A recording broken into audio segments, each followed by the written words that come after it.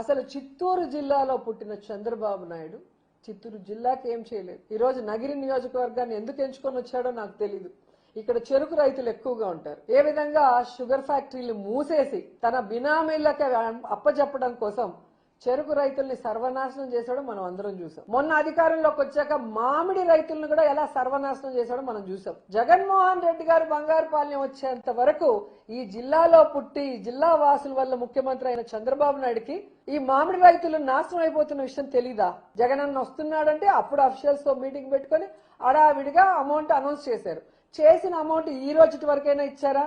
ఇంకా 40,000 మంది రైతులకి 360 కోట్ల బకాయిలు అలాగే ఉంటే వాటి గురించి ఏమీ ఈ రోజు మాట్లాడు. మళ్ళీ కూడా సీజన్ వస్తుంది. అసలు మామిడి చెట్లు నరికేసుకుంటున్నారు రైతులు.